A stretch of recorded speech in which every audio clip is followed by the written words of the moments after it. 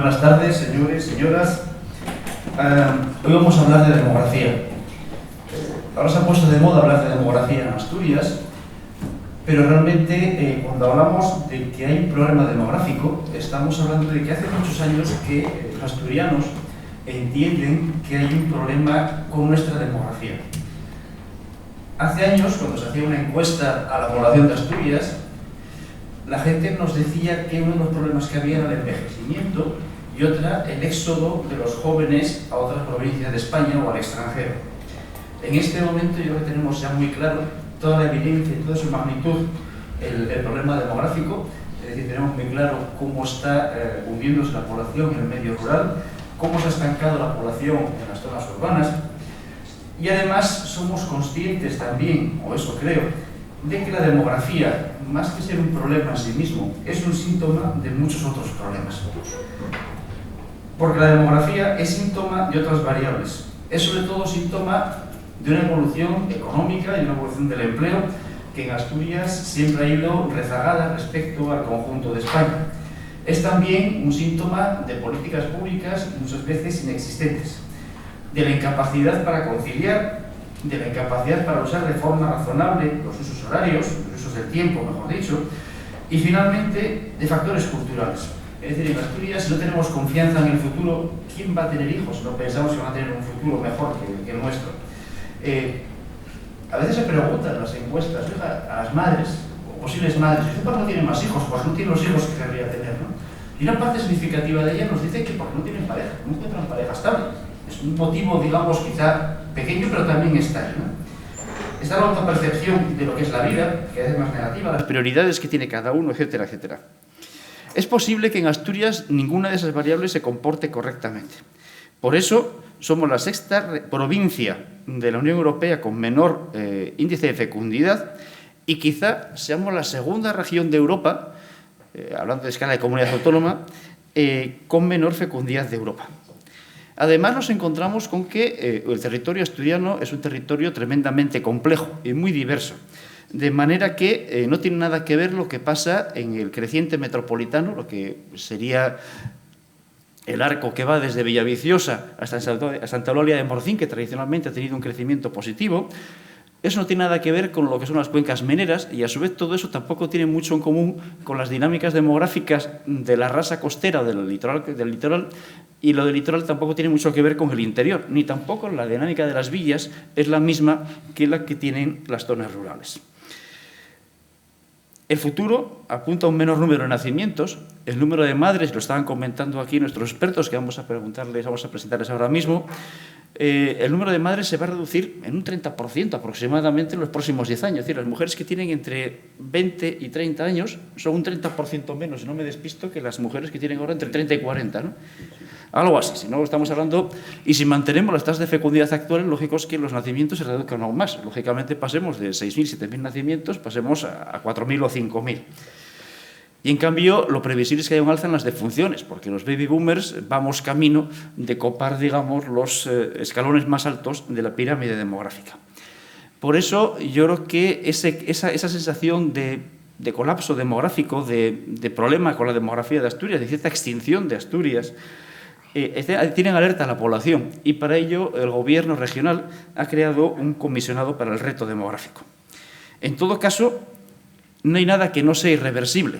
Cuando estamos hablando de que sea irreversible, no estamos hablando de crecer desaforadamente como región, pero sí que ha habido otros países, estoy pensando en países nórdicos, estoy pensando incluso en Francia, por ejemplo, donde se han revertido las situaciones y donde se ha pasado de tasas de fecundidad de 1,5 hijo por mujer aproximadamente, o 1,4 hijos por mujer, se ha pasado a tasas de 1,8 o 1,9. Son unos crecimientos significativos. Por tanto, parece que se puede por lo menos paliar, si no dar la vuelta, sí por lo menos paliar las dinámicas demográficas. ¿Qué consecuencias tienen estas dinámicas demográficas? ¿Qué podríamos hacer para revertirla? Vamos a centrarnos, por supuesto, en lo que no es económico. ¿Qué experiencias conocemos de reversión de tendencias? ¿Qué oportunidades brinda el envejecimiento de la población?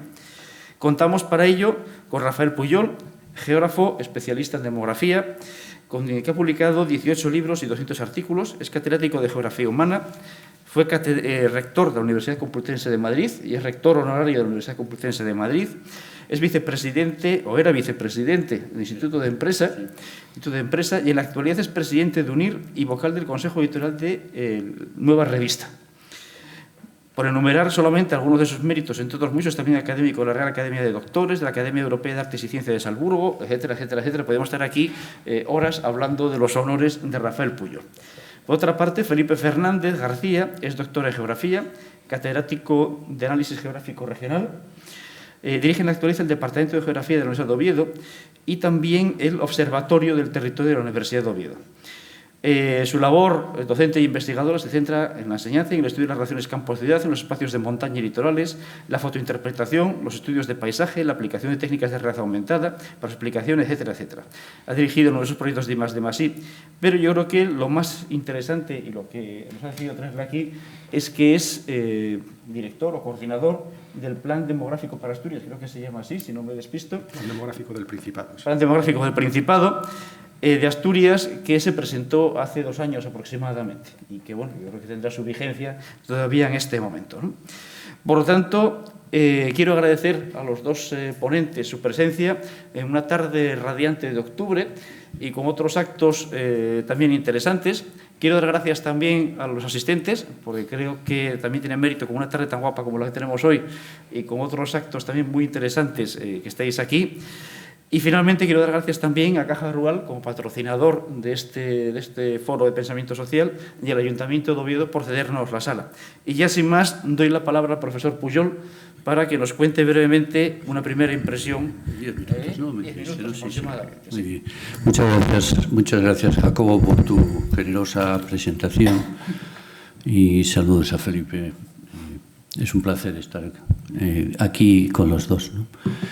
Jacobo se olvidó, al hablar de mi biografía, de decir que yo estudié en la Universidad de Oviedo, a pesar de mi apellido, porque nací en Gijón. Ya ven que nadie es perfecto en esta vida. O sea que, y por lo tanto vengo a Asturias con muchísima frecuencia y muchas veces a hablar de estos temas.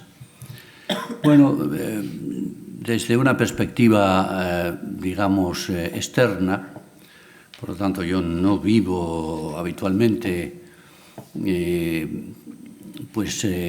los temas quizás como Felipe, pero bueno, pues la distancia a veces me da una perspectiva de análisis que puede perfectamente complementar el análisis más próximo, más cercano, que los investigadores de la Tierra pueden hacer, ¿no? Con mucha pertinencia, porque sigo sus publicaciones con muchísimo interés. Yo creo que Asturias tiene los mismos problemas que tiene España, pero mucho más agravados. Si tuviera que sintetizar en algunas variables básicas la situación, hablaría de 3 cosas. Hablaría de natalidad, fecundidad, hablaría de envejecimiento y hablaría de migraciones. En España, la natalidad cada día se va reduciendo como consecuencia de una fecundidad que está muy bajita. Ya estamos en 1,25 hijos por mujer. Si ustedes tienen que tener en cuenta, grosso modo, que para renovar las generaciones son necesarios 2,1, pues estamos a una distancia de casi 1 hijo por mujer para poder tener esa renovación, ¿no? Como consecuencia también de la disminución del número de mujeres en edad de procrear, hemos perdido en los últimos años a nivel del país 1 millón de mujeres entre los 15 y los 49 años, que son las edades estadísticamente fértiles de la mujer, solo estadísticamente, evidentemente, y como consecuencia de la edad tan elevada de contraer matrimonio o formar pareja y de tener el primer alumbramiento. España también bate récords en este sentido porque ya estamos por encima de los 32 años, ¿no? ¿Y qué pasa en Asturias? Pues ese nivel de fecundidad de 1,25 se convierte en un nivel de 1 hijo por mujer, por lo tanto todavía mucho más pequeño, y por eso ostentamos el nada envidiable récord de la desnatalidad española. Somos la comunidad autónoma con el nivel más bajo de fecundidad. Las circunstancias, pues las mismas. Tenemos cada vez menos mujeres en edad de procrear. Entre el año 2000 y el 2018 perdimos 66.000 mujeres en edad de procrear. Y tenemos también pues, una tasa de alumbramiento del primer hijo un poco más tardía incluso que la media española. Estamos en los 32 y pico. Y claro, hijos tan tardíos acaban resultando en tamaños familiares más pequeños, ¿no? Es verdad que las asturianas, como el conjunto de las mujeres españolas, desearían tener más hijos, ¿no?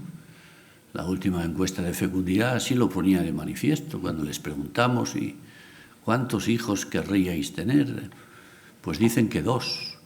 Y cuando le preguntamos al varón, dice también que 2. Hay una coincidencia absoluta entre varones y mujeres al respecto. Sin embargo, pues dificultades laborales, dificultades de acceso a la vivienda, en fin, todo lo que ustedes saben perfectamente y no les voy a contar yo aquí, pues están dificultando esa situación, ¿no? ¿Qué necesitaríamos para aliviarla? No para resolverla, porque es muy difícil resolver la natalidad al nivel sueco, por ejemplo, que efectivamente estaba en valores de 1,5 y de repente se ha colocado en 1,8 gracias a la política de ayuda familiar mejor, desde mi punto de vista, de toda Europa. Si quieren, luego descendemos al detalle de algunos de los elementos que la componen. ¿Podríamos en Asturias aplicar una política de ese tipo? Podríamos. ¿Lograríamos resultados espectaculares? No. ¿Quizás lograríamos subir unas décimas? Probablemente sí. Tengan en cuenta que revertir ese valor tan bajo sigue teniendo de cara al futuro la dificultad de que el número de mujeres en edad de procrear va a seguir cayendo, porque calculamos que de aquí al año 2033, si no me falla la memoria, se van a perder otras 30 y tantas mil mujeres entre los 15 y los 49 años.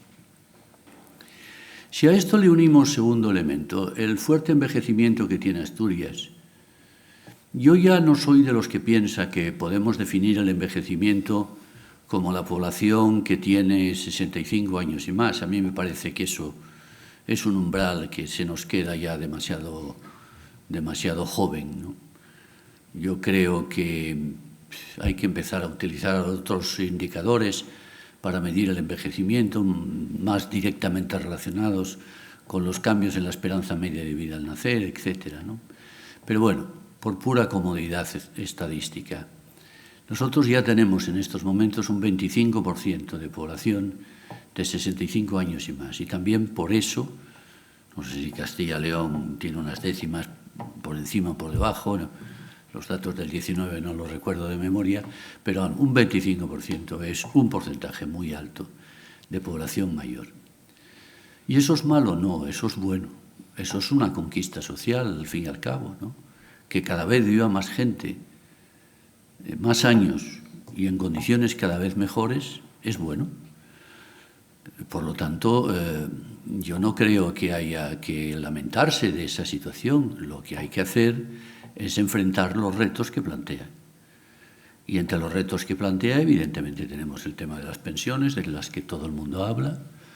Quizás ahí hay que introducir cambios a nivel de todo el país y, por supuesto, de nuestra tierra, con sistemas mixtos. Ahí tenemos el problema de los gastos sanitarios. Aunque mejore la calidad de vida y la esperanza media de vida saludable, no cabe la menor duda de que los gastos de salud van a crecer, y van a crecer muy significativamente. Y con ellos va a crecer la dependencia, la discapacidad y la dependencia. Y ese es un reto que habrá que enfrentar y que habrá que establecer instrumentos para enfrentarlo con éxito. Pero miren, el envejecimiento también nos ofrece, desde el punto de vista del mercado laboral, una oportunidad, porque tenemos ahí un dividendo demográfico constituido por la gente entre los 55 y los 75 años que tenemos desaprovechado completamente. La política de abandono temprano del trabajo de este país, de prejubilaciones, jubilaciones anticipadas, es una locura.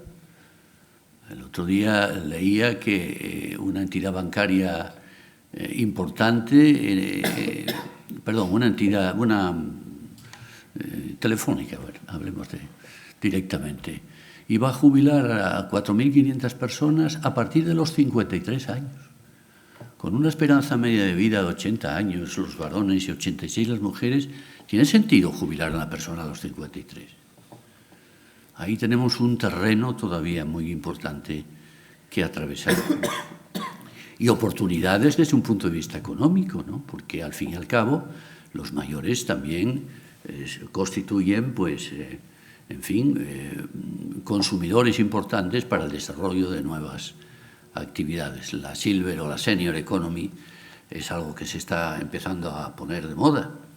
Y junto a eso, pues el emprendimiento, y junto a eso el trabajo de voluntariado y tantas cosas para mantener activos a una gente que se encuentra a edades de 65, 70 o más años en plena capacidad física y mental.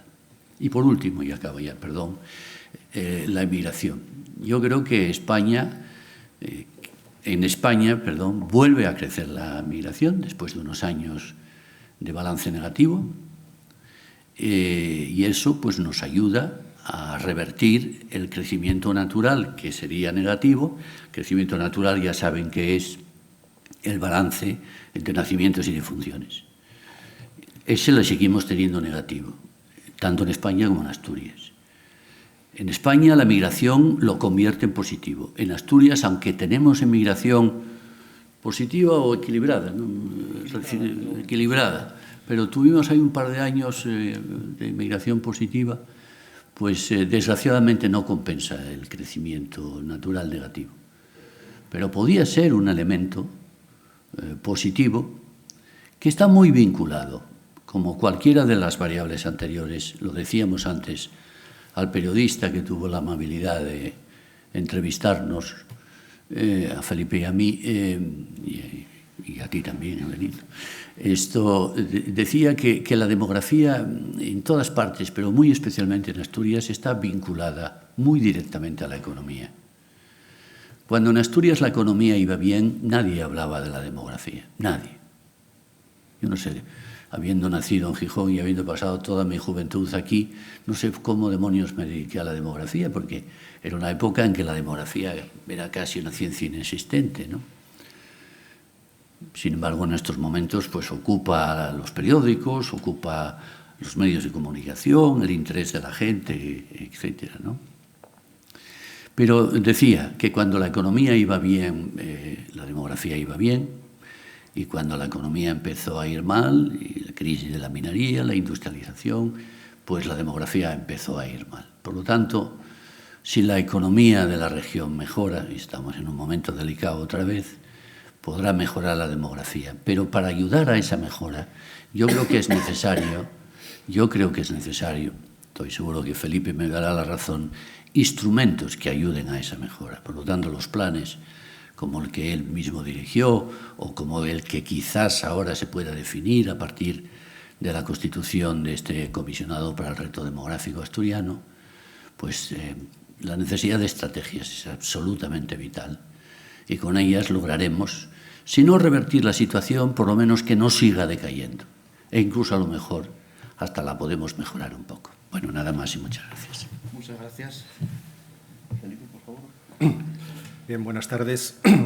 Gracias, Jacobo, por tu presentación y por la invitación, por supuesto. Le doy también, me permito darle la invitación a mi colega Rafael Puyol. Es un referente desde hace mucho tiempo en la geografía española, forma parte de esa generación que calificaríamos de maestros de la geografía, y es un referente en el campo. Yo no lo restringiría a la demografía, sino del estudio de la población, sí, que es algo más amplio y más extenso que lo que es propiamente la demografía. Obviamente, siendo los dos geógrafos, habiéndonos formado, pues, digamos, a partir de unos troncos muy parecidos, pues lo que yo podría decir de Asturias, o puedo decir de Asturias, es muy similar a lo que dice él, probablemente peor, porque él evidentemente es un experto en la materia y lo es desde hace mucho tiempo. Y quizá lo que voy a hacer es, con una pequeña presentación que he hecho, y que además creo que viene bastante bien, y no habíamos hablado ni nos habíamos puesto de acuerdo en qué íbamos a decir cada uno, es traducir a imágenes las palabras que ha dicho Rafael hasta ahora, convertir cómo es realmente la situación, cuál es el estado actual de la población en Asturias y qué perspectivas de futuro podemos tener. En la presentación se comentó que efectivamente Asturias cuenta ya con un documento, cuenta con una estrategia encargada por el anterior gobierno regional, la encargó al Observatorio del Territorio que dirijo y se presentó en el Parlamento hace un año. El otro día, en un acto en el Colegio de Arquitectos, similar al que estamos celebrando aquí, que coordinaba la directora de los informativos de la televisión asturiana y que estaban presentes representantes de todos los partidos políticos, decía ella que ya tenía el titular cuando empezamos a hablar, y es el primer documento que recuerda ella que se aprobó por unanimidad en el Parlamento.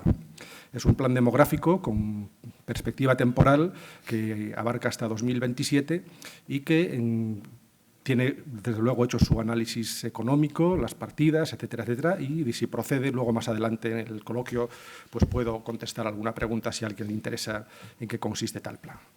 Bien, yo empezaría ilustrando lo que ha dicho Rafael Puyol con la pirámide de población de Asturias, la más reciente, la que tenemos en imagen. Es una pirámide propia de una situación, como él ha dicho, de envejecimiento. Yo creo que, desde el punto de vista demográfico, el envejecimiento viene a ser la síntesis del comportamiento de las otras variables demográficas. Si observamos, y ahí ya tenemos los datos que él manejó, en este caso comparando Asturias con el noroeste de España, que es una situación muy similar con el conjunto de España y con Europa, vemos que los parámetros son muy malos en la comparación en lo que concierne a Asturias. Tenemos un envejecimiento que está muy por encima del envejecimiento de España o del envejecimiento de Europa, y además tenemos un envejecimiento que en el caso de las mujeres alcanza unas proporciones realmente importantes, con ese desequilibrio que hay por sexos. ¿Qué se fundamenta el envejecimiento? Él lo ha dicho hace un momento. Ahí tenemos los datos de la fecundidad. Estamos en una fecundidad de 1,02 ahora mismo, cuando en Europa, y él lo dijo también, estamos en 1,58 o en España 1,34. En todos los casos, lejos, en términos generales, del 2,1, que es el que aseguraría el reemplazo, pero desde luego, estando en 1, estamos muy lejos ni siquiera de estar en un mínimo de posibilidades de revertir la situación. Si tenemos en cuenta que la tasa de natalidad, como vemos ayer, es una tasa de natalidad baja, tenemos la tasa de natalidad más baja de España por comunidades. Tenemos una tasa de mortalidad un poco mayor que la de la media de España y de la media de Europa, lo cual no es un elemento negativo, hay que situarla en su contexto. Tenemos una tasa de mortalidad mayor porque tenemos un número mayor de personas de edad. Y además, y ahí sí estamos a la cabeza, somos la comunidad en España y una de las regiones de Europa con la mayor esperanza de vida, cuyos datos relató Rafael hace un momento. Bien, todo eso, ¿en qué nos sitúa? Pues en un escenario en el que el crecimiento real es negativo. Es verdad que los últimos datos ya nos dan un pequeño, o bien una estabilización o incluso una pequeña recuperación, pero en los últimos que manejamos de Eurostat, Asturias todavía estaba con un crecimiento vegetativo negativo de 6,8, un saldo migratorio negativo en torno al 1,5 o 0,7 y, por lo tanto, con una pérdida de población del menos 8,5, es decir, muy por encima de la pérdida de España, que es menos 0,1, y, desde luego, no comparable con el conjunto de Europa, que es positivo en 3,5. Bien, todos estos datos a lo que nos llevan es alguna de las cuestiones también ilustradas con cifras que se mencionaron hace un momento. Aumenta la tasa de dependencia. Tenemos una tasa de dependencia muy elevada. Es verdad que aquí en el noroeste, el conjunto de Galicia, Asturias y Castilla y León nos sitúa su valor un poco por encima, pero es por el efecto que producen los datos de las provincias de Orense, de Lugo y de Zamora. Si miráramos el análisis por provincias, veríamos que efectivamente esas son las que concentran una mayor tasa de dependencia, pero en el momento que vamos a comunidades autónomas, nuevamente volvemos a estar por encima. Y finalmente, eso a lo que nos lleva es a que las perspectivas de futuro, manejando los datos actuales, nos llevaría a unas pérdidas realmente preocupantes. En el horizonte del año 30 sería una pérdida del 9%, en torno al 9%, en el horizonte del año 40 del 13% y en el horizonte del año 50 de casi el 16%. Estos son los datos que maneja Eurostat, que es la Oficina Estadística de Europa y que analiza el estado en muchos aspectos, y entre ellos el demográfico, de las regiones europeas. Bien, sin embargo, esta visión estática de lo que es la situación actual de la población en Asturias hay que verla, a mi modo de ver, desde dos perspectivas. Por un lado, la perspectiva temporal, es decir, la historia demográfica. ¿Cómo hemos llegado a este punto? Y a partir de este punto, ¿qué es lo que podemos aventurar que va a pasar en el futuro inmediato? Y la otra perspectiva que creo que hay que manejar es la perspectiva territorial. Bien, los datos que tenemos son esos, pero ¿cómo se comportan en el territorio? ¿Es lo mismo lo que ocurre en Oviedo que lo que ocurre en Ibias? ¿Es lo mismo que lo que ocurre en la comarca del suroccidente que lo que ocurre en las comarcas costeras? Tenemos que ver en qué medida las diferencias pueden ser apreciables, porque en función de esa caracterización del territorio y de sus características demográficas habrá que poner en marcha las políticas específicas para cada zona. No es lo mismo, no podemos plantear una misma política demográfica para el área central de Asturias, que no quiero decir que no haya que plantearla. Hay que plantearla porque la aglomeración también genera problemas, y muchos, pero la política no puede ser la misma que la del suroccidente de Asturias, que es la comarca más deprimida de la región. Tienen que ser políticas necesariamente diferenciadas. Bien, la historia demográfica de nuestra región es la que aparece en la imagen y es común al resto de las comunidades de España y a la propia del conjunto del país. Hemos pasado de una estructura de tipo piramidal a un abombamiento en la parte central de la pirámide, como consecuencia de lo que comentábamos anteriormente, ambos. Es el aumento de la esperanza de vida, la disminución de las tasas de natalidad, del índice de fertilidad, etcétera, etcétera. Ahora bien, es importante que tengamos en cuenta la historia demográfica porque lo que ocurre ahora es la consecuencia de causas que operaron en el pasado. Y si sabemos cuáles fueron las causas y los que nos llevaron a esta situación, podemos reflexionar acerca de otro hecho, y es que lo que hagamos ahora o lo que se deje de hacer ahora va a ser la causa de las consecuencias del futuro. Es decir, que cuando dentro de 30 años se analice cuál es la situación demográfica de Asturias, lo que en aquel momento ocurra va a tener mucho que ver con la puesta o no puesta en práctica de políticas específicas demográficas o políticas de carácter general que tengan que ver o que tengan repercusión en la demografía. Hay un aspecto en relación con esto que yo quisiera señalar, que apuntó anteriormente Rafael y que me parece que es muy importante. La pirámide, que volvemos a ver ahí, va a tener una tendencia lógica al envejecimiento o al aumento de la población mayor. Y aquí hay un autor que a mí me gusta, el término que acuñó, Rafael lo conoce, es un geógrafo de mucho prestigio, fue rector como él, en este caso de la Universidad de la Sorbona, que es Dumont, que ha acuñado un nuevo término para diferenciar el envejecimiento del aumento de la población de más de 65 años, o cuando pongamos el umbral donde lo pongamos. De momento lo tenemos en más de 65, que es el gerontocrecimiento. Es decir, son dos cosas distintas. El envejecimiento es la relación entre población mayor y población joven, entre mayores de 65 y población joven. Ese es el envejecimiento. Ahora bien, el gerontocrecimiento es la acumulación de población en la parte alta de la pirámide. Ahí he puesto unas flechas y unos cuadrados en rojo para indicar que sobre la situación que tenemos ahora, todo esto que se encuentra ahora en la parte intermedia, donde nos encontramos situados la mayor parte de los que fuimos fruto del baby boom, dentro de unos años va a estar en la parte alta. Y los que están ahora en la parte baja, que es este estrechamiento de la pirámide, esos van a estar en la parte media. Por lo tanto, podría darse una paradoja, y es que en una situación casi idílica, ideal, con un resultado espectacular de las políticas demográficas, un incremento de la natalidad, un aumento de la fertilidad, del número de hijos por mujer, un retroceso en la edad del que se tiene el primer hijo, un movimiento migratorio de recuperación de jóvenes que se nos van fuera y de atracción de otro tipo de población, que permitiera un aumento de la población en la parte baja de la pirámide. Si establecemos esa relación, resultaría que se está frenando el envejecimiento. Si aumenta esa parte, aunque aumente la de arriba, al ponerla en relación resulta que, diríamos, en Asturias está disminuyendo el envejecimiento, pero no disminuye el número de personas mayores. Va a seguir aumentando. Va a seguir aumentando, salvo que situaciones catastróficas, sencillamente porque con la esperanza de vida que tenemos y sigue aumentando con las condiciones sanitarias, etcétera, etcétera, esa población va a estar ahí. Y eso es muy importante a la hora de aplicar políticas que ya se mencionaron aquí hace un momento y en la que posteriormente se puede incidir, pero que tienen que ser específicas para ese contingente de población. Esa es la previsión que hace Eurostat de la situación de Asturias en el año 2050. El color es lo que tenemos ahora. Y lo que no tiene color, lo que son las barras, es lo que tendremos en el año 2050 de continuar las mismas pautas demográficas. Hay que tener en cuenta que las proyecciones, yo siempre lo recuerdo, casi todas las proyecciones fallan, porque se hacen teniendo en cuenta los parámetros actuales. Y esos parámetros actuales pueden cambiar. ¿A quién se le ocurriría pensar pues, que en un sitio del suroccidente en el que podías analizar la situación y veía, como es Degaña, ¿no? Y dices, Degaña tenía una situación demográfica anormal. ¿Por qué? Por la minería. ¿Qué ha pasado? Que al hundirse la minería, esa situación demográfica ha ido a la catástrofe total.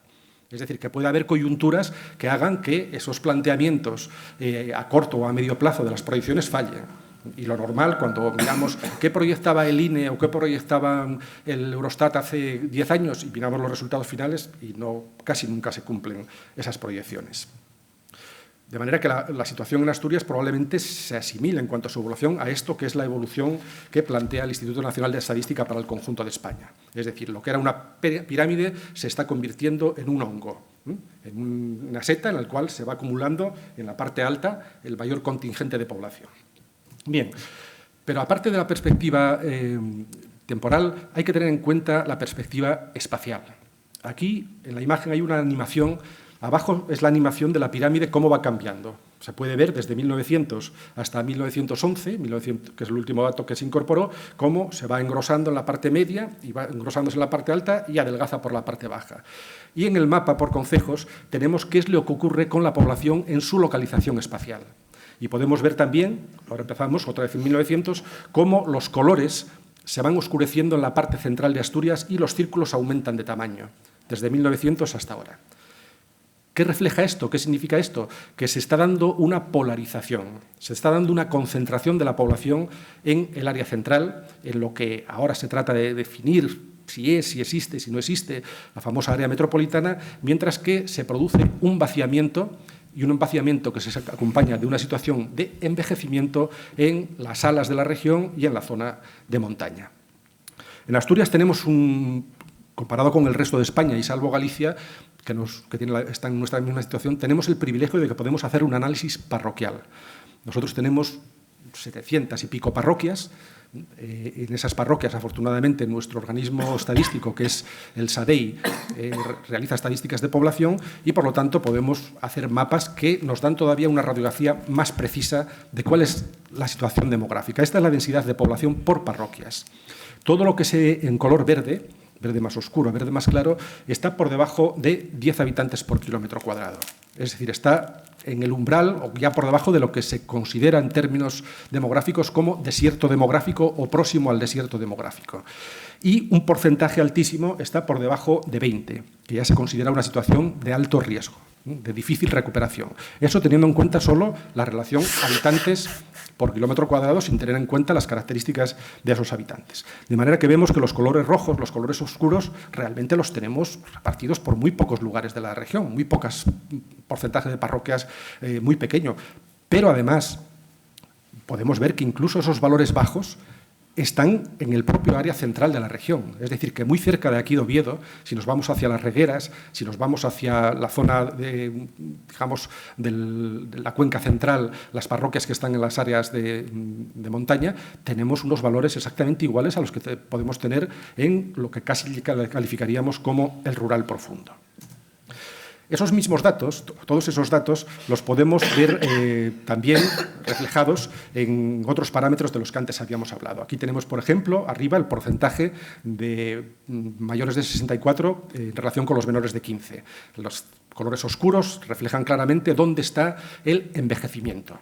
Y abajo tenemos el porcentaje o el número de personas mayores de 65 años. Es decir, estos mapas son los que ilustran el envejecimiento y el concepto que antes comenté, que acuñó Dumont, que es el gerontocrecimiento.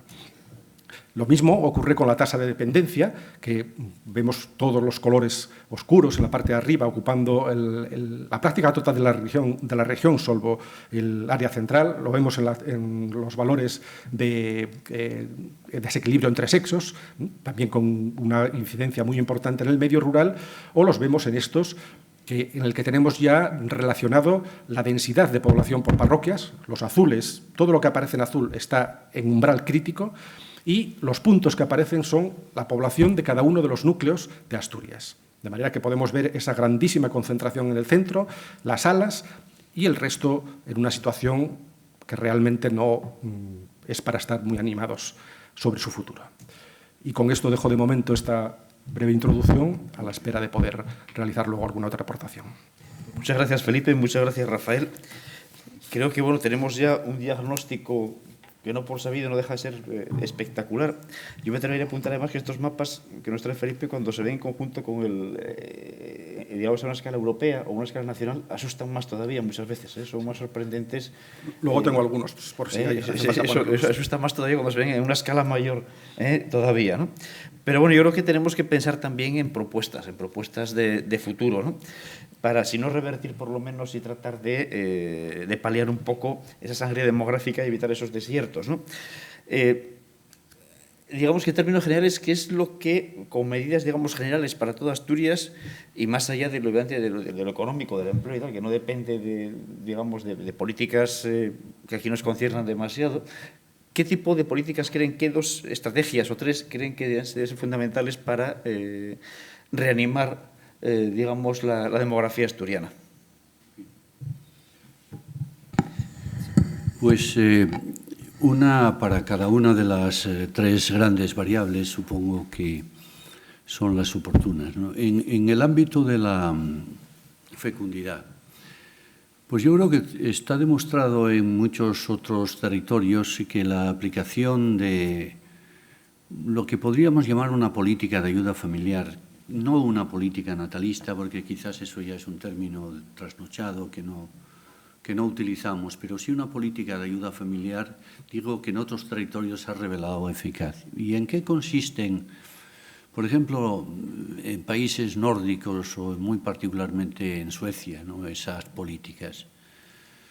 Pues yo creo que es la mejor de todas las que yo conozco y es la que ha dado resultados más eficaces en poco tiempo, ¿no? Porque ciertamente ha revertido una situación que estaba en ese umbral crítico de los 1,5 hijos por mujer y ha permitido elevarlos hasta 1,8, lo cual, si lo sumamos a una inmigración positiva, determina que Suecia pues está en crecimiento positivo, ¿no? Es uno de los países europeos que está en esa situación. También podríamos poner, evidentemente, el ejemplo de Francia, que tiene una política de este tipo desde hace muchísimos años, yo creo que ya desde la época del general Pétain, ¿no? ¿En qué consisten estas políticas? Pues vamos a ver, ayuda a las parejas para acceder a la vivienda. Muchas veces el problema de la vivienda se convierte en un obstáculo insalvable para muchas parejas que no se pueden constituir por esa circunstancia. Acceso a la vivienda, bien en alquiler o bien en propiedad. En segundo lugar, guarderías con horarios y con precios muy asequibles, incluso en algunos casos y en determinadas circunstancias las guarderías son totalmente gratuitas en Suecia. En tercer lugar, políticas de conciliación vida laboral y familiar verdaderamente muy bien diseñadas, permisos de maternidad amplios, vacaciones prolongadas en determinados casos, conservación del puesto de trabajo en periodos de cierta longitud cuando los niños son pequeños. Las políticas de conciliación allí son muy eficaces. premios económicos o subvenciones económicas importantes que permiten mejorar el peculio familiar. Digamos que estos 5, me parece, elementos que acabo de citar constituyen la base de la política sueca, que realmente ha sido muy eficaz, ¿no? ¿Esto es aplicable en regiones como la nuestra? Pues sí, es aplicable, pero no hay que olvidar que una política de este tipo, que no venga acompañada de una memoria económica, es decir, de medios económicos que permitan poner en funcionamiento estos elementos, pues no tendrá ningún valor. Siempre me preguntan, cuando aquí los periódicos se interesan por los temas de la demografía en general y asturiana en particular, que qué pienso del cheque bebé, ¿no? Todos se acordarán del cheque bebé, ¿no? Que estableció Zapatero y que tenía un valor de 400 euros, etcétera, ¿no? El cheque bebé, yo no diré que haya sido completamente negativo, pero sí puedo decir que no ha sido completamente positivo, ¿no? Porque tuvo lo que los que trabajamos estos temas de población llamamos un efecto calendario, ¿no? Es decir, aquellas personas que tenían la idea de tener un hijo en un determinado periodo de tiempo, pues lo tienen para beneficiarse directamente del cheque bebé, y cuando esto ya desaparece, pues los valores vuelven a tener las cifras que habían tenido con anterioridad, ¿no? Necesitamos medidas económicas, ayudan, tienen que ser de una cierta cuantía, pero sumadas a los elementos anteriores pueden contribuir. Bueno, y como hay que hablar de envejecimiento y hay que hablar de migración, yo no quiero agotar mi turno contando las 3 cosas. Felipe, quizás tú puedas completar la pregunta. Sí, bueno. De Jacobo, con alguna otra consideración. Pues yo creo que la consideración que puedo hacer es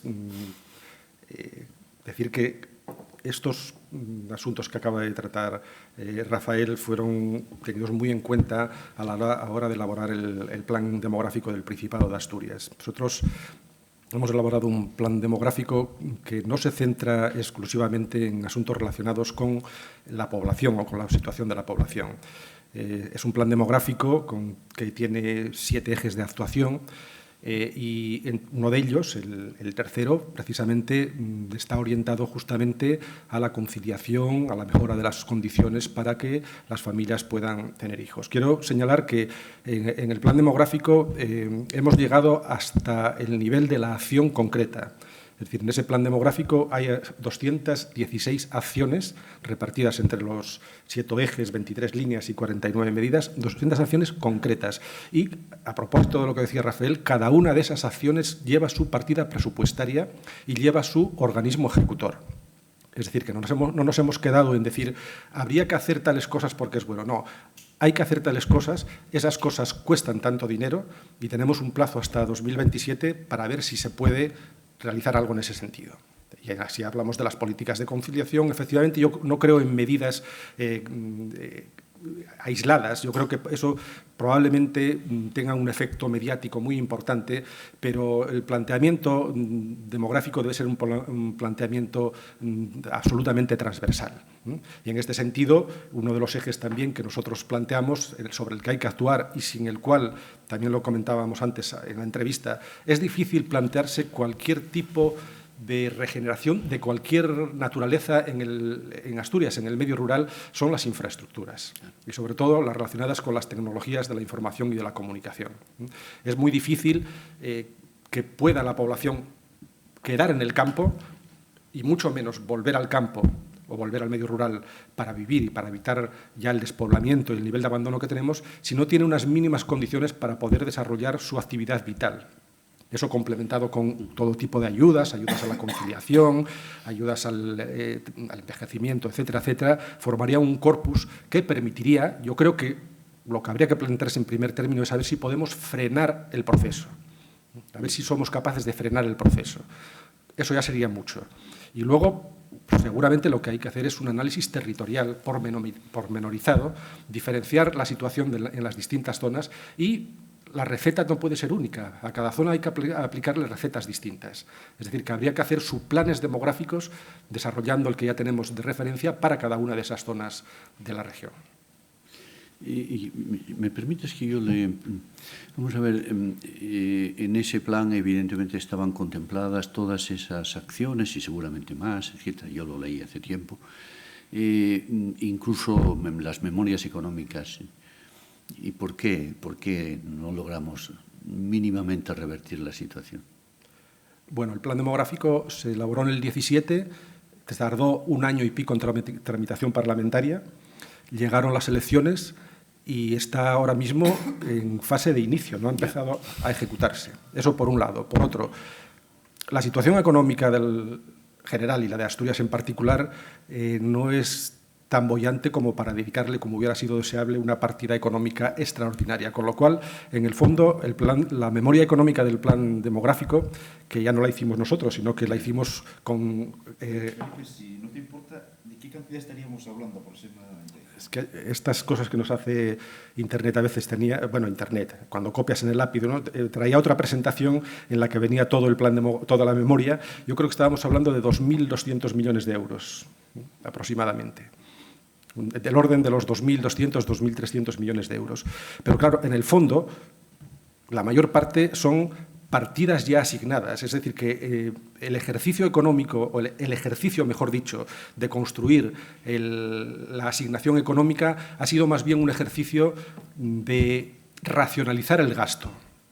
Es decir, con lo que tenemos y sin tener un añadido económico, porque no hay capacidad en la región para dotar un presupuesto extraordinario, lo que procuramos hacer es decir, vamos a hacer las cosas de una manera coordinada. Nosotros, haciendo el plan, detectamos que en algunos casos 3 consejerías estaban haciendo lo mismo en un mismo lugar. Es decir, estaban invirtiendo recursos y ninguna sabía lo que estaba haciendo la otra, aplicando políticas muy parecidas en el mismo lugar sin enterarse. Entonces, tratamos de evitar esas duplicidades y tratamos de hacer la búsqueda de sinergias. Es decir, que si un determinado recurso que estaba asignado a una determinada consejería o dirección general se juntaba con otro recurso de otra consejería o dirección general, los efectos eran multiplicadores. Y en lugar de producir el efecto aislado de cada una, lo que producía era un efecto multiplicador, como decía. Si me permites una reflexión, yo creo que eso es, en fin, que exista un organismo que pueda centralizar las acciones. Yo creo que da buenos resultados en algunos territorios, ¿no? Tú conoces perfectamente lo que hicieron, por ejemplo, los escoceses en las tierras altas, ¿no? Lo tenía aquí precisamente, sí. Ellos crearon un organismo y además lo dotaron generosamente desde el punto de vista económico y no tuvieron la tentación de poner al frente de ese organismo pues, a expolíticos o a personas de la administración. No, eran profesionales muy cualificados que tenían una total independencia para la actuación, ¿no? Y les ha dado resultado, porque realmente han revertido una situación demográfica complicada y han logrado mejorar la situación económica de esos espacios, ¿no? A mí me gusta mucho ese plan, que no es el momento de contar aquí porque tiene muchas partes, muchos elementos, pero quizás en Asturias la creación de un organismo que pudiera actuar en el territorio con total independencia, que estuviera dotado económicamente de manera razonable, en el que la iniciativa pública, pero también la iniciativa privada colaborasen, podía, en fin, ofrecer en el corto o medio plazo resultados importantes. El problema de la política es siempre el mismo, ¿no? Los políticos son personas de luces cortas. De luces cortas no me refiero a su capacidad mental, no, por Dios. Me refiero simplemente a que les interesan resultados en plazos muy cortos, ¿no? Y la demografía y la ciencia de la población y los temas de despoblamiento son problemas de luces largas, ¿no? Que necesitan mucho más tiempo que un periodo o incluso 2 periodos, de tal manera que si una determinada institución política solo está 4 años y luego vienen otros que acaban modificando las cosas, etcétera, pues eso es tremendamente, defrauda mucho, ¿no? Y es tremendamente inconveniente para este tipo de procesos. Por eso la creación de un organismo que actúe de manera independiente del poder político que pueda existir en cada momento constituye un buen instrumento de actuación sobre el territorio que logra resultados muy razonables, ¿no? No sé si estás de acuerdo, ¿no? Totalmente. Yo, sí. Sí, puedo preguntar, ¿crees que la figura del comisionado puede ser el embrión de algo parecido a eso?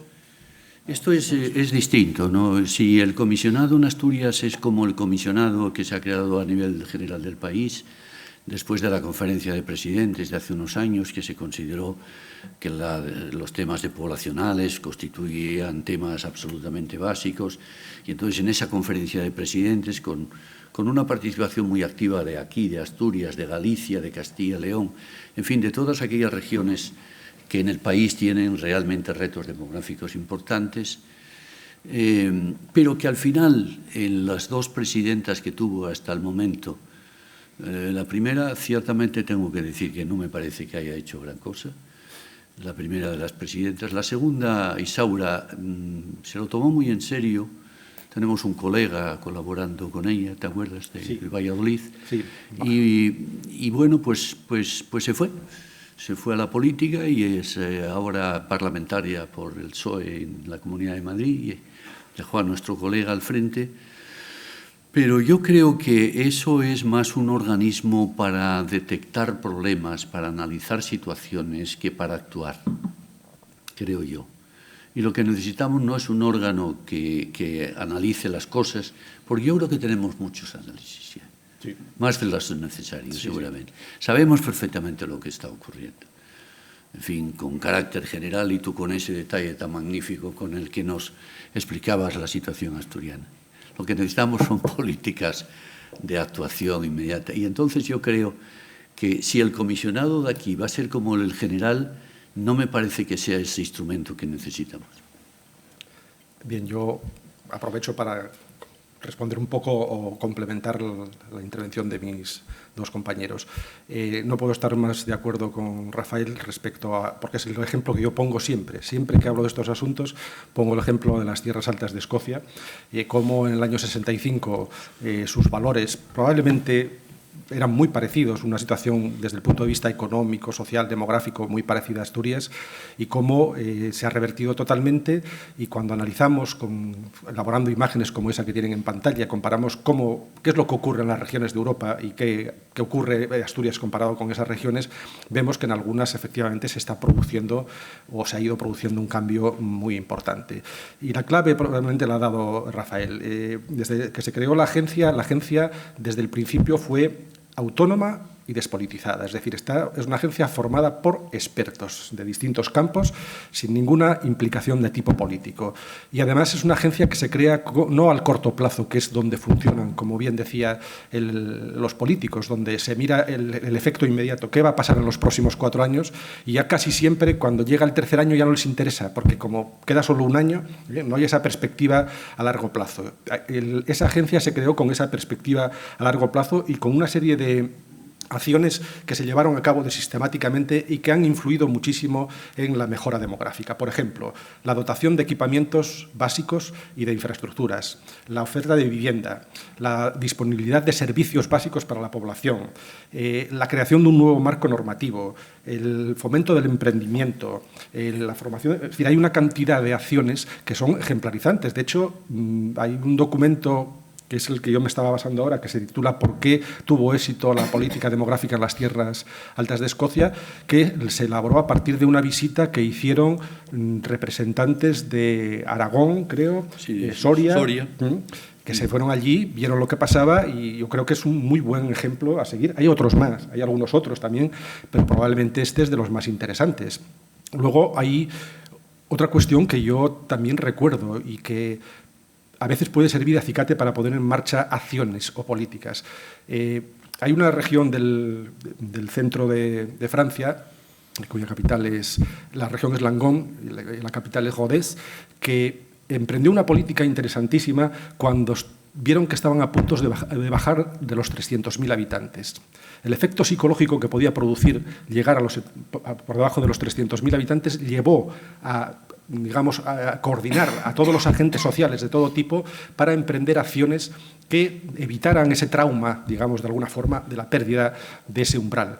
¿Qué pasará aquí cuando bajemos del millón? Que estamos ahí ya. Psicológicamente yo creo que va a ser un efecto devastador. Cuando la región baje del millón de habitantes va a ser un efecto devastador. Por lo tanto, podría ser perfectamente un lema. No bajemos del millón de habitantes, hay que crear políticas. El comisionado, bueno, yo conozco personalmente al comisionado, es una persona de mucha valía, pero también creo como Rafael que depende de la tarea que se le asigne. Yo creo que seguramente lo razonable sería si tenemos un plan demográfico y ese plan demográfico además va acompañado de un informe de seguimiento. Es decir, no es un plan que queda en el cajón. Cada año hay que hacer un informe de seguimiento para ver el grado de cumplimiento del plan. Y el gobierno de turno tiene que dar cuenta en el Parlamento. Y al intermedio se hace otro seguimiento y al final, en 2027, se hace el balance final. Es decir, que no es una cuestión de decir se hizo el plan y ahora lo metemos en un cajón. Si el comisionado toma como una de sus funciones el decir vamos a hacer el seguimiento del plan y voy a pedir responsabilidades a todas las consejerías, esa labor de coordinación. Podría ser interesante. No sé si serviría para mucho, pero para algo sí que podría servir, creo. A mí se me ocurre añadir a todas las acciones de este plan escocés una que a mí me parece muy importante, que es la fiscalidad favorable a iniciativas en medios rurales, ¿no? Sí. Es decir, que tiene una fiscalidad muy favorable, de tal manera que el emprendimiento en ámbitos rurales pues, se ve favorecido por esas bajísimas tasas, por supuesto las otras medidas. Claro, el problema aquí es que tú me contabas antes en conversaciones con algunos chicos, algunas chicas que se plantearon en algún momento, en fin, volver a ámbitos rurales, etcétera, pero que se encontraron con la enorme dificultad de carecer de infraestructuras básicas para poder desarrollar teletrabajo o su actividad desde esos ámbitos, ¿no? Un ámbito que no tenga, por ejemplo, banda ancha de Internet, etcétera, pues hoy día es prácticamente imposible establecerse, ¿no? ¿Qué haces tú allí, no? No realmente tiene... por lo tanto, también desenclavar, como decía el viejo Lavás, ¿no? Nuestro colega... Sí. Las regiones con medios de comunicación adecuados, ¿no? Porque si no, pues produces un aislamiento mayor. Bueno, o sea, tú has citado las medidas, yo añadía esa de la fiscalidad y el conjunto de esas medidas pues han surtido efectos. Ahí tenemos, digamos, un ejemplo de buenas prácticas en el que fijarnos para poder hacer aquí cosas parecidas, ¿no? Sí, nosotros durante el proceso de elaboración del plan demográfico, en las reuniones con los responsables del gobierno regional, insistíamos mucho en ese aspecto, en la discriminación positiva desde el punto de vista fiscal, pero nos encontramos siempre con la misma barrera, que es que tal como tenemos ahora mismo nosotros estructurado nuestro sistema fiscal, es ilegal la discriminación en este sentido y por lo tanto no se pueden aplicar. Nosotros decíamos hay que aplicar políticas distintas para los que se quieran instalar en el medio rural, por ejemplo. Y luego lo que comentábamos de las tecnologías. Cuando hicimos los contactos con los agentes sociales, porque hicimos un trabajo bastante intenso para saber su opinión, nos encontrábamos con cosas de ese tipo. Parejas jóvenes, recuerdo un caso en Ibias, que querían poner un negocio, era una pareja joven, que querían poner un negocio de miel para... producir, pero claro, decían que no podían, entre otras cosas, porque no podía servirles solo del mercado de bajar a San Antolín o ir a Cangas de Narcea. Tienes que vender bien en todo el mundo. Y con una descarga de 3 megas en Internet no puedes vender nada. Otro productor de vino acababa de vender casi toda su cosecha en Estados Unidos, de vino de Ibias, pero lo hizo por una vía alternativa, por casualidad. Es decir, si tienes ahí, lo comentaba antes con el periodista, tenemos productos de primerísima calidad, como puede ser el queso de Cabrales, el queso se está vendiendo a 25.000 euros, el último que se vendió, ¿no? Un queso, el queso de Gamonedo, los vinos del suroccidente. Pero eso no puede funcionar en el mercado local. Y para que funcione en el mercado global, pues tenemos que tener las condiciones de infraestructuras adecuadas, el apoyo, desde luego, desde el punto de vista fiscal, como se señalaba. A mí hay una cosa que, cuando ya hablamos, digamos, más allá de lo general, ya estamos entrando casi de forma indirecta en lo que serían políticas diferenciadas territorialmente o espacialmente. Tenemos un medio rural que, como ha quedado demostrado en las imágenes que nos traía Felipe, está convirtiéndose en un desierto. O sea, es casi un desierto, una especie de selva, donde el paisaje se abandona. Hay una ocupación a tiempo parcial algunas veces, de fin de semana, pero que no tiene nada que ver con el contenido, digamos, que deberían tener este tipo de lugares, ¿no? Yo la duda que tengo es cómo se puede contribuir, no voy a decir a repoblar el campo, que me parece muy ambicioso, pero no sé hacer ciudades en plan La Carolina o algo así en el campo, me parece que no es cuestión de ello, pero sí tenemos que empezar a pensar quizá cómo fijar población e intentar, digamos, que no se vaya más gente, ¿no? Hay varias estrategias, ¿no? O puede haber varias estrategias. Primero, digamos, articular a través de las villas, hacer esos servicios a través de las villas, no sé cómo se puede hacer, comunicando las villas mejor con sus zonas, con su internet o con sus zonas rurales. Pero yo siempre recuerdo una anécdota que me pasó en Austria, ¿no? Fuimos a Austria y estuve viendo una explotación ganadera, ¿no? Y yo es que preguntaba, ¿y usted esta explotación ganadera cómo funciona tan bien?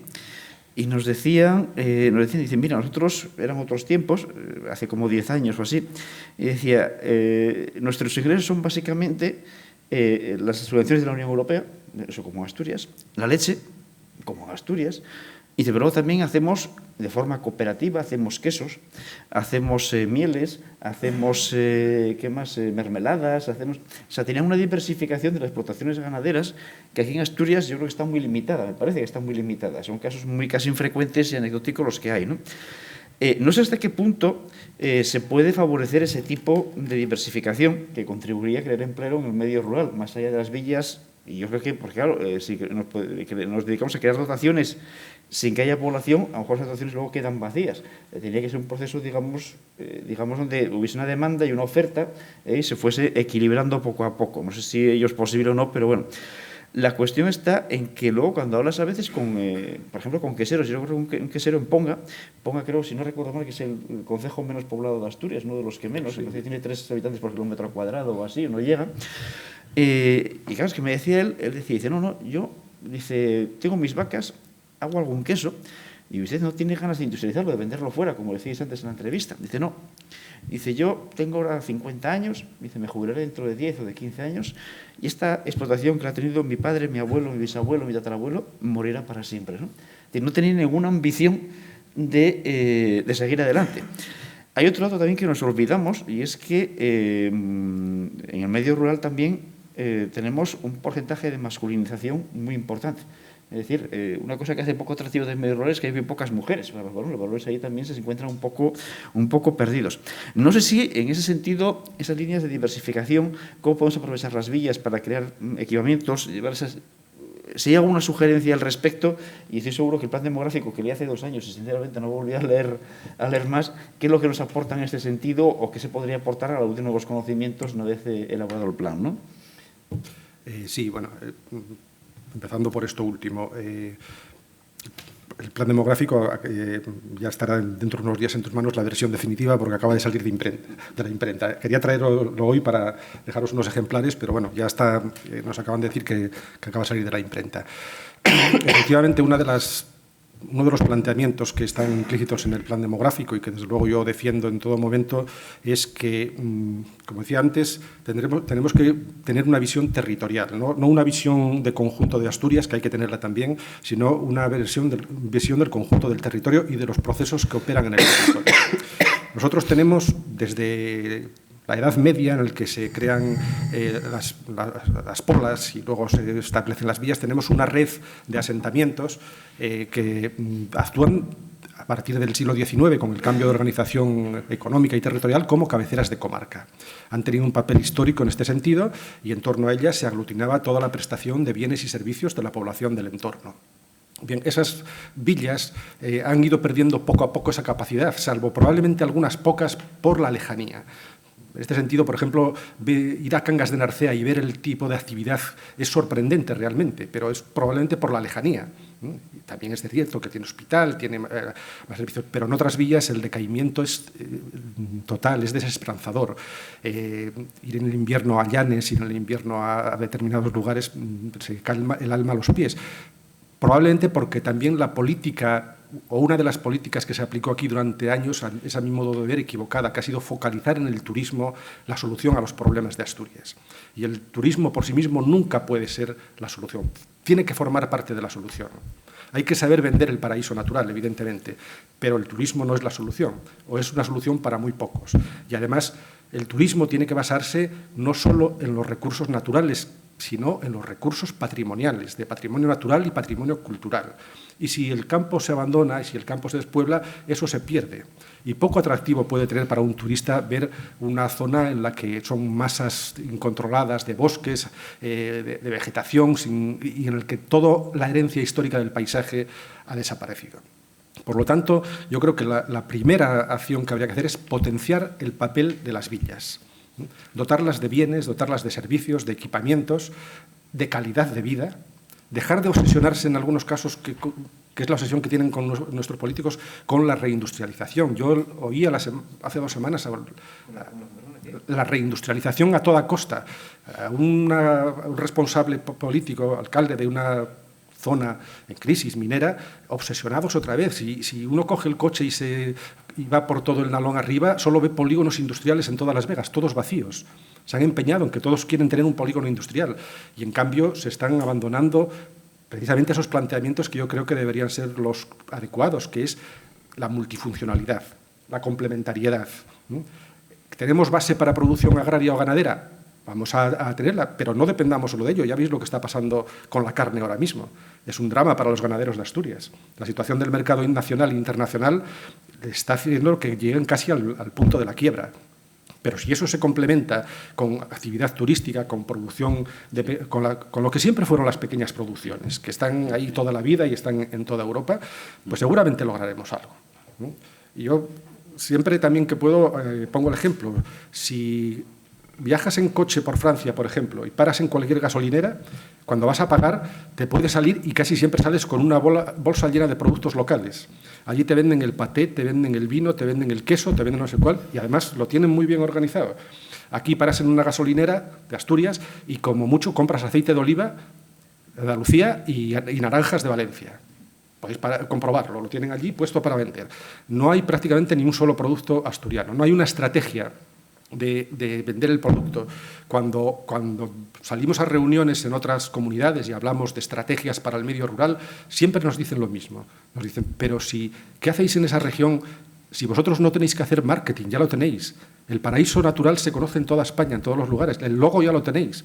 Lo único que tenéis que saber es venderlo. Los alimentos del paraíso, los noje del paraíso. No hace falta crear un marketing especial porque ese marketing ya lo tenemos.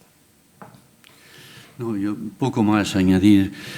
Vamos a ver, revertir una situación tan grave de despoblamiento como la que tenemos en muchas regiones del país, ¿no? Y también en algunos ámbitos asturianos, hay que decirle a la gente que no es sencillo, no. Que es muy complicado y, por lo tanto, no se puede engañar a la gente con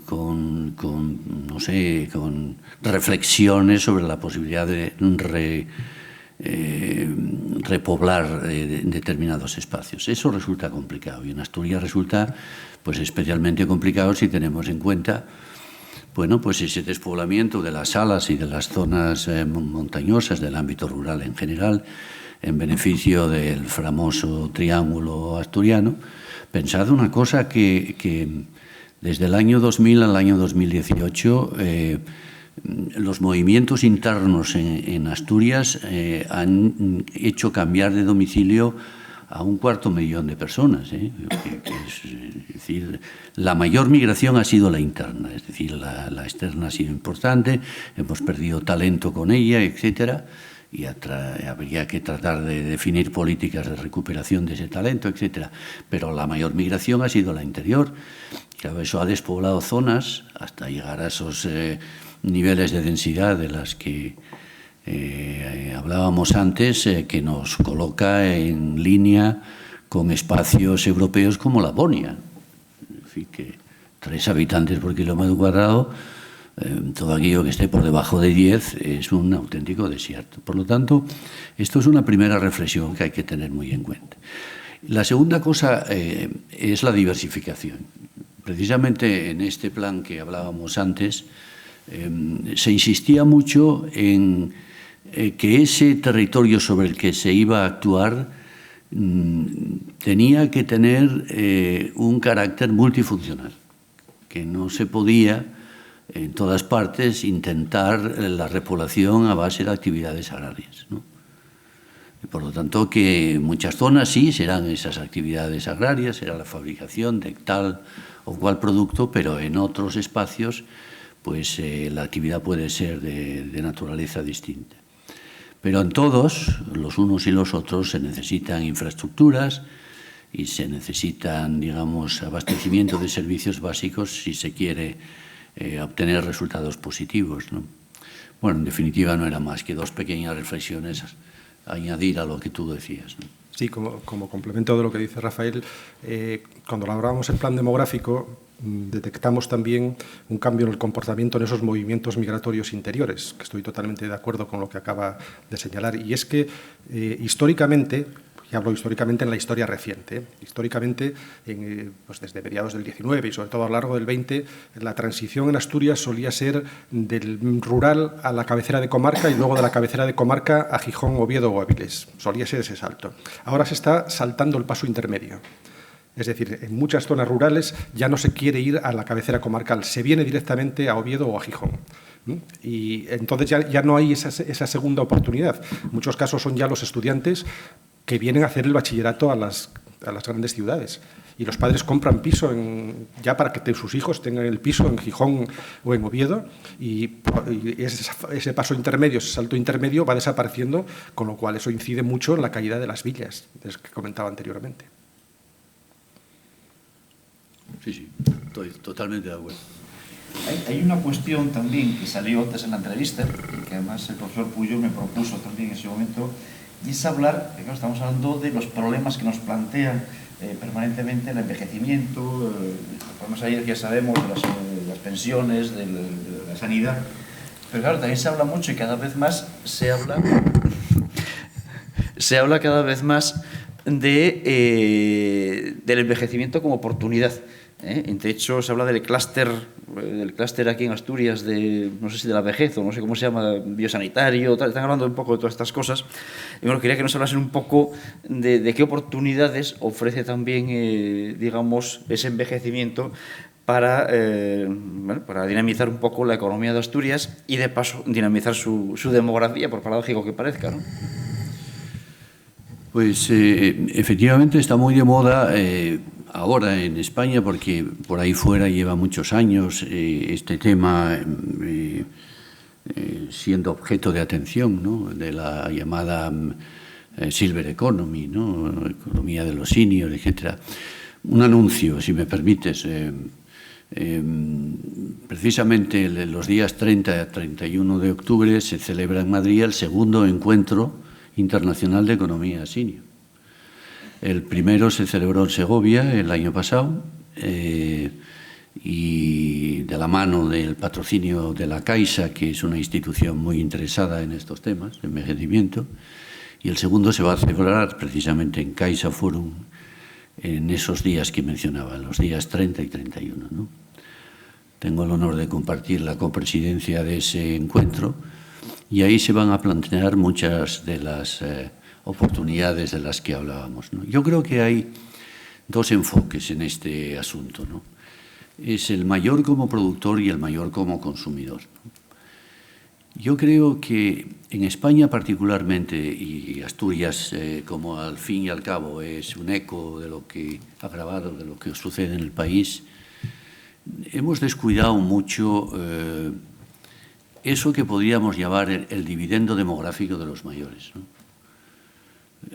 Nosotros ya no podemos optar a un dividendo demográfico joven, tenemos casi agotado el dividendo demográfico de las mujeres, desde el punto de vista laboral me refiero, pero tenemos un dividendo demográfico de los mayores que está enormemente desaprovechado. Y estamos haciendo ahora en un observatorio que yo creé en el Instituto de Empresa precisamente un segundo informe sobre los trabajadores senior, los trabajadores mayores, en las empresas europeas. El primer estudio fue sobre los trabajadores mayores en las empresas españolas, ¿no? Y en ambos estudios comprobamos la situación española en relación a la que existe en otros países europeos como manifiestamente mejorable. Por ejemplo, volviendo a Suecia, ¿no? En Suecia, entre 60 y 64 años sigue trabajando el 70% de la gente. En España, el 40% de la gente. Y entre los 65 y 69 años, en Suecia trabaja el 34% de la gente y en España el 7%.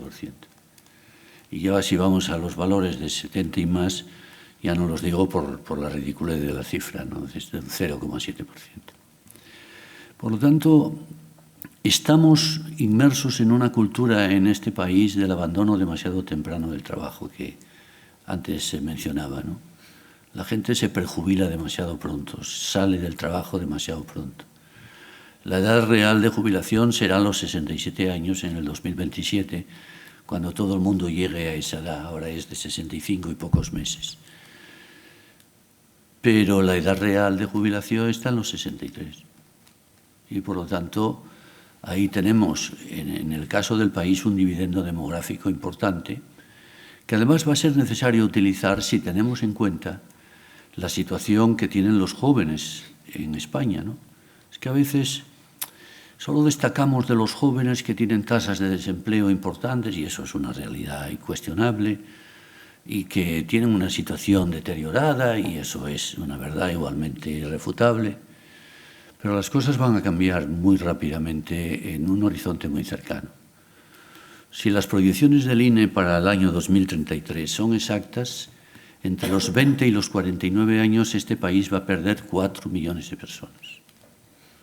Y eso significa que en el mercado laboral español, el vacío que van a dejar las personas más jóvenes, cuya tasa de desempleo mejorará de una manera muy significativa en los próximos 15 años, tendrá que ser cubierto por trabajadores mayores. Por tanto, tendremos que cambiar la cultura del trabajo en este país. Y ahí tienen que ponerse las pilas la administración, facilitándola, los sindicatos, no entorpeciéndola, las empresas, definiendo estrategias para que esa gente se pueda mantener más tiempo en el mercado laboral, y los propios interesados, que con 90 años dentro de muy poco tiempo de esperanza de vida no se pueden ir del mercado laboral por voluntad propia o por otras razones ajenas a ellos a los 50 y tantos años. Por lo tanto, ahí tenemos un nicho de oportunidad importante para el futuro. Tendremos que acostumbrarnos a que en el futuro tendremos que trabajar más tiempo. Será inevitable. Estamos en mejores condiciones que nunca para hacerlo.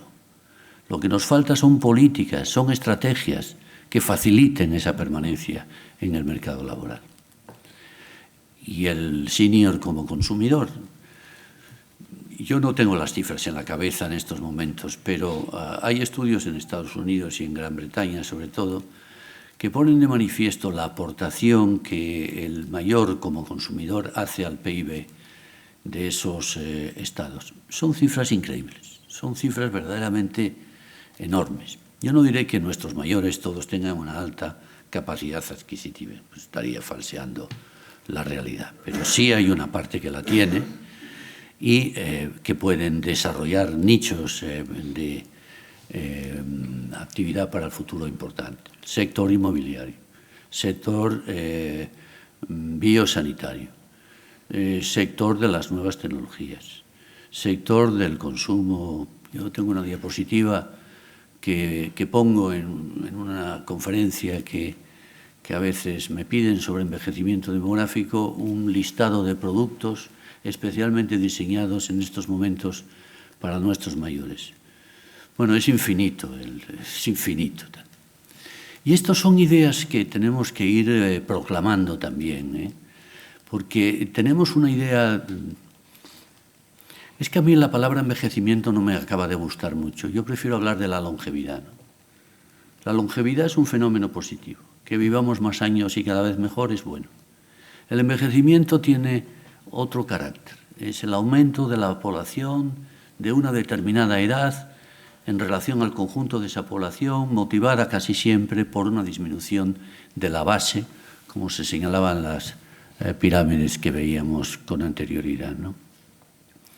Yo creo que la longevidad es un fenómeno positivo y puede dar lugar pues, a la multiplicación del consumo de una buena parte de los componentes de estas edades altas en beneficio de ciertos sectores económicos y de una contribución muy eficaz al Producto Interior Bruto. Decía que hay que cambiar la óptica y dejar de ver el fenómeno del envejecimiento o de la longevidad como un problema. Cuando te metes en Google y pones envejecimiento como problema, te salen 7,5 millones de entradas. Cuando te metes en Google y pones envejecimiento como oportunidad, te sale 1,3 millones. La gente cree que el envejecimiento es una cuestión llena de problemas, de dificultades. Los mayores consumen productos, consumen pensiones, consumen productos sanitarios en beneficio de los más jóvenes. Yo creo que en el tema de las relaciones intergeneracionales, y acabo ya, tenemos un larguísimo camino por recorrer y una buena política de marketing nos va a resultar imprescindible para devolver la realidad a sus justos términos. Hay demasiados estereotipos, demasiados prejuicios, demasiados mitos en relación a la gente mayor, ¿no? Y esto tenemos que tratar de erradicarlo, ¿no? Sí, básicamente estoy de acuerdo con todo lo que dice. Nosotros, de hecho, el eje 7 del plan demográfico se titula Adaptación al cambio, que viene a suponer medidas para adaptarse a la nueva situación marcada por el envejecimiento. Y para desarrollar ese apartado nos hicimos un ejercicio muy interesante que fue repasar un buen número de acciones que se estaban desarrollando en Europa relacionadas con las personas mayores, y nos encontramos cosas absolutamente sorprendentes e interesantes. Por ejemplo, en Irlanda hay un proyecto que se llama Envejecer juntos en grandes comunidades. En Finlandia tienen otro que se llama Convertir el envejecimiento en un activo, Senior Polis. En Holanda hay otro de inclusión social, en la República Checa otro que se llama Senior Plus, en Hungría otro que se llama Senior Mentor. Es decir, hay una cantidad enorme de experiencias que ya se están realizando para efectivamente considerar el envejecimiento o la longevidad no solo como un problema, sino como un reto al que tenemos que enfrentarnos, pero que no es únicamente un problema. Tiene otra dimensión, como bien acaba de exponer Rafael. Bueno, pues muchas gracias a nuestros ponentes. Damos paso a las preguntas que quiera formular el público.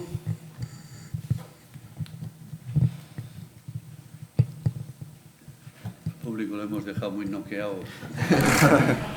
Bueno, yo quisiera solamente decir que estoy muy de acuerdo con los planteamientos que ambos ponentes han puesto con de relieve. ¿No se me oye? Sí. Bueno, pero solo quería apuntar una cosa que parece que tengo la impresión de que se pasa muy de lado por ello, y es el tema de la migración. Yo creo que este es un problema nacional, político y local también. No se acaba de comprometer la sociedad con que necesitamos población inmigrante joven para reproducir trabajos que ya no hay gente joven casi para hacerlos. Y como ustedes mismos dijeron, dentro de 4 o pocos años no los va a hacer. Entonces, hombre, a día de hoy, si no recuerdo mal, las mujeres en Asturias que son extranjeras son el 4% aproximadamente de la población y producen el 10% de los nacimientos. Y a nivel nacional vienen a representar el 10% de las mujeres y, sin embargo, representan casi el 18% de los nacimientos.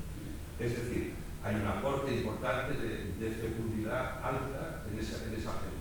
El problema es más social, de cómo admitimos esos colectivos y cómo los reintegramos a nuestra sociedad sin que sea un trauma político o de xenofobia o de otros planteamientos que todos estamos viendo últimamente cómo se están produciendo. Pero yo creo que este país necesita, y sí, esta comunidad de Asturias sobre todo, necesita más población inmigrante, porque el futuro inmediato, a corto plazo, todas estas medidas que ustedes están planteando no tienen un desarrollo inmediato. La pirámide no se va a regenerar en 5 años, y la población inmigrante sí se puede crear todo. Solamente quería hacer esa reflexión que me parecía que podía complementar un poco. Yo estoy completamente de acuerdo, ¿no? Sí, completamente de acuerdo. Es decir, que la migración tiene una aportación económica indudable, sobre todo por su presencia en el mercado laboral y en determinadas ocupaciones. Tendremos que pensar en el futuro qué tipo de migración, si cualificada, sin cualificar, probablemente de las dos, en el corto o medio plazo, pero luego tienen evidentemente un efecto demográfico importante también, ¿no? Los datos que daba son exactos. Fíjese que las mujeres migrantes tampoco tienen una tasa de fecundidad muy alta, porque tienen 1,6. O sea que teóricamente no renovarían tampoco generaciones, no llegan al 2,1.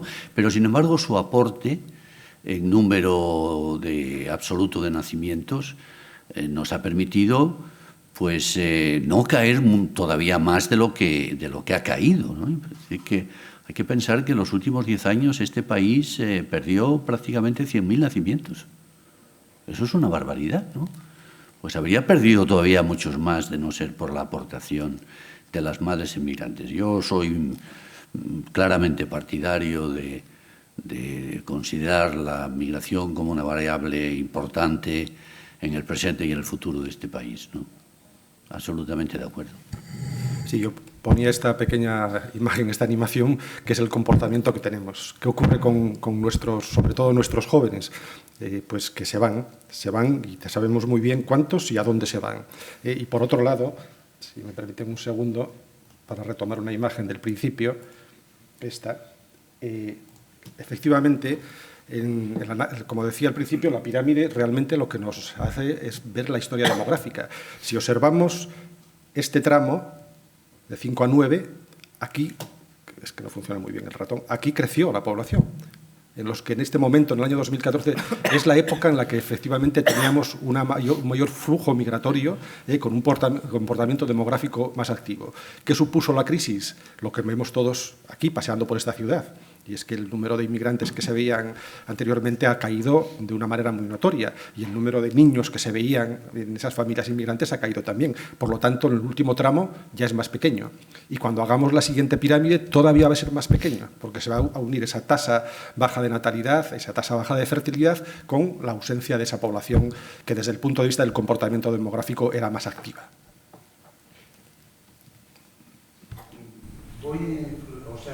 Insisto un poco en la línea que me precedió sobre esta materia, pero no comparto la filosofía en sí. Me refiero, si queremos más gente, tiene que tener una finalidad, que es lo que no he visto. ¿O no se expuesto? ¿Para qué quiero más gente? No solamente es rellenar. He visto ahí en diapositivas que uno de los sitios donde más jóvenes hay en España es en Andalucía, en el sur, con una economía tercermundista y que no acaba de despegar en los últimos 40 años. Luego, si queremos jóvenes y queremos que haya más jóvenes, hay que tener una finalidad. Se vende, o por lo menos es lo que se dice a nivel general, a través de pagar las pensiones.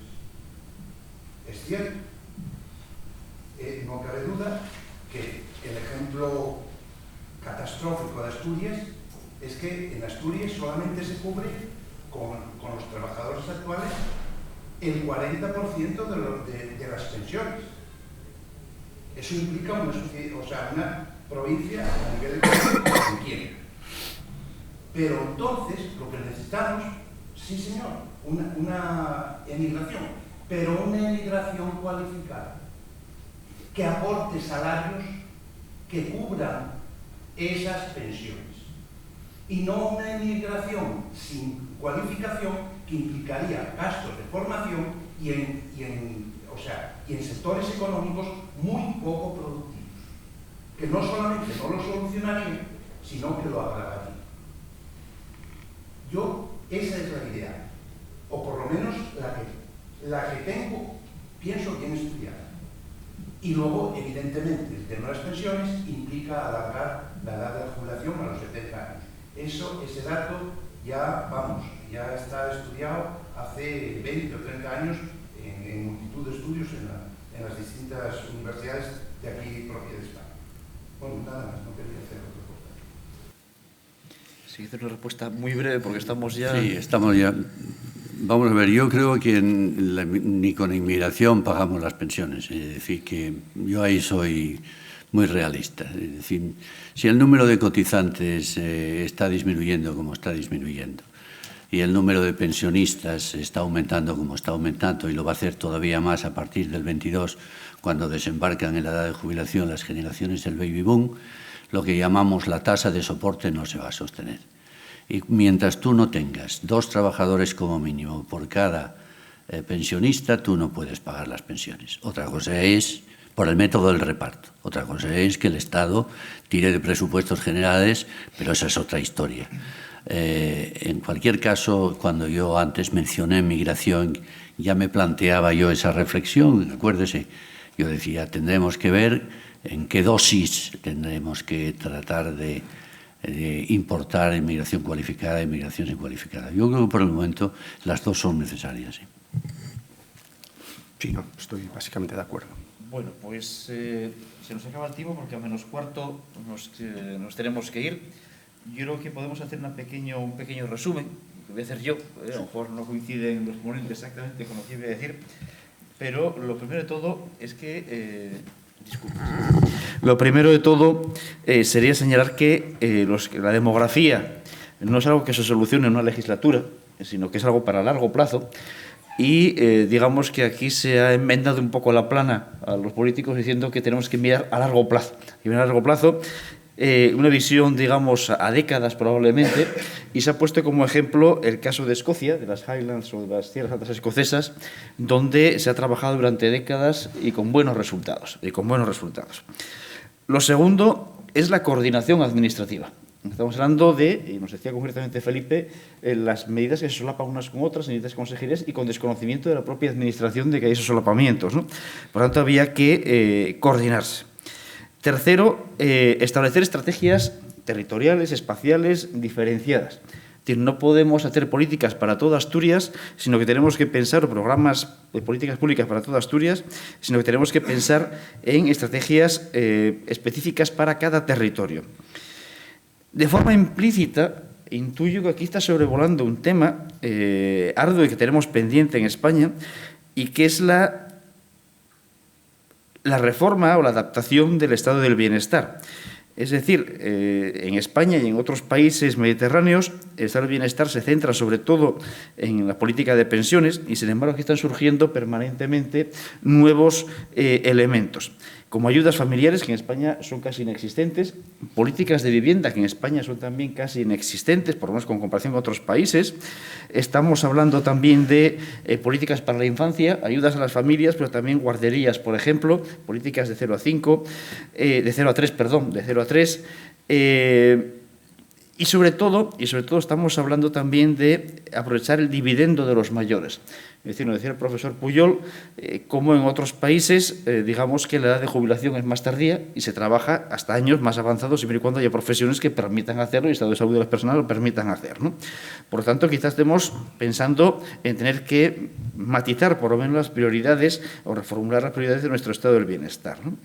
Por otra parte, aparece la importancia de las infraestructuras. No estamos hablando de infraestructuras físicas, de carreteras, que también, sino estamos hablando sobre todo de las tecnologías de la información y la comunicación. Sin ellas parece que no podemos hacer absolutamente nada, o no podemos intentar diversificar el territorio, que es la siguiente opción, que sería hacer una estrategia de diversificación de la producción y de la actividad económica en nuestras zonas rurales sobre todo, pero también en el resto de la región. Tenemos que pensar, no centrarnos solamente en el turismo, que parece que es la panacea, y no es así, sino en proporcionar actividades que den rendimiento durante los 12 meses del año y no solamente durante 3 o 4 meses muy puntuales, ¿no?